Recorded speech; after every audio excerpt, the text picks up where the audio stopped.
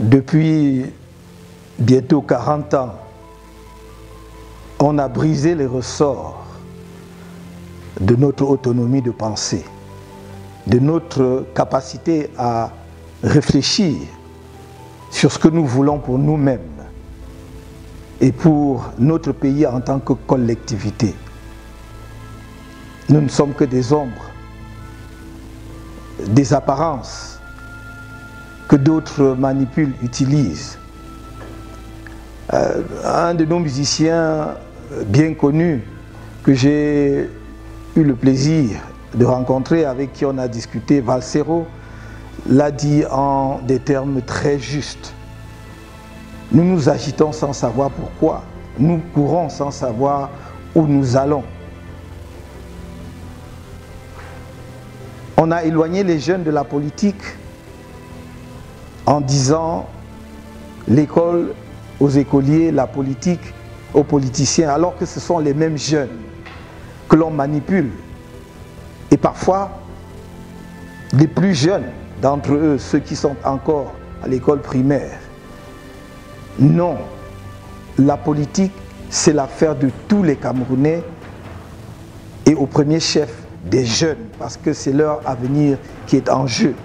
Le comble, c'est que on les a dégoûtés de la politique en leur faisant croire que les jeux étaient faits d'avance et que qu'ils votent ou qu'ils ne votent pas, cela ne changera rien au résultat déjà connu. Mais je leur dis, le pouvoir du peuple est dans le vote, dans le bulletin de vote. Et donc le pouvoir leur appartient. Le pouvoir du peuple n'est pas une abstraction. C'est la capacité de chaque citoyen à se mobiliser pour faire foule ensemble dans le choix des dirigeants d'un pays.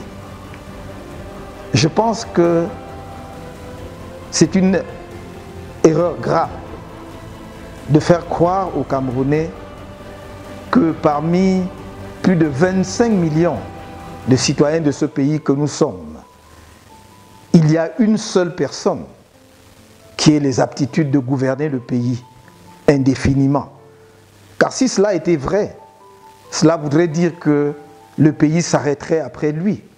Car si cela était vrai, cela veut dire que l'on vous trompe en vous incitant à aller à l'école, à vous former.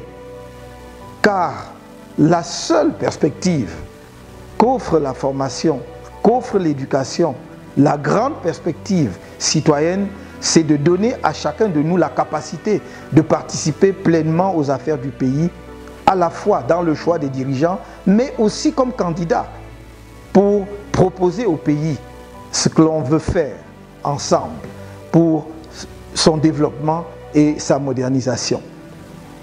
Depuis près de 40 ans, on vous présente la même personne qui du reste n'a jamais battu campagne, qui ne fait aucune proposition concrète sur les projets qu'il entend mettre en œuvre pour le pays. Et l'on vous dit, si ce n'est lui, c'est la catastrophe pour le Cameroun. Mais je puis vous dire que nombreux sont nos compatriotes qui ont les aptitudes pour conduire les affaires de la nation.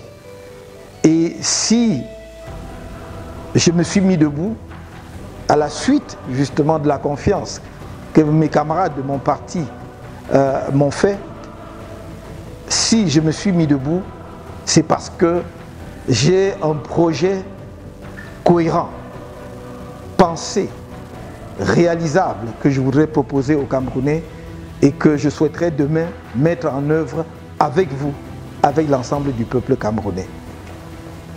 La jeunesse camerounaise va payer demain pour des ordinateurs que la plupart d'entre eux n'ont pas reçus.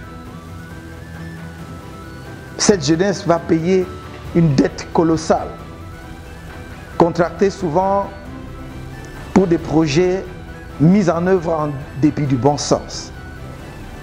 Surfacturée à l'extrême, toutes les études des institutions financières montrent que le coût des projets sont multipliés par 2 à 6 au Cameroun par rapport à la moyenne des prix pratiqués dans d'autres pays. Voilà l'avenir que l'on vous propose. Mais il me semble de mon devoir de vous interpeller pour dire, regardez chaque candidat. Ne vous laissez pas dicter votre choix. Ne vous laissez pas dicter votre opinion. Regardez chacun d'eux, son parcours, ce qu'il a pu faire dans sa propre vie, ce qu'il a pu faire au service de la nation, pour mieux apprécier ce qu'il est capable de faire demain si vous lui confiez la responsabilité première de la conduite des affaires de ce pays. C'est à cela que je vous appelle. Et c'est une affaire collective. C'est une affaire de l'ensemble des citoyens. Il n'y aura pas un Messie qui descendra du ciel pour changer le Cameroun si les Camerounais eux-mêmes ne désirent pas changer leur pays et s'ils ne s'y impliquent pas pleinement.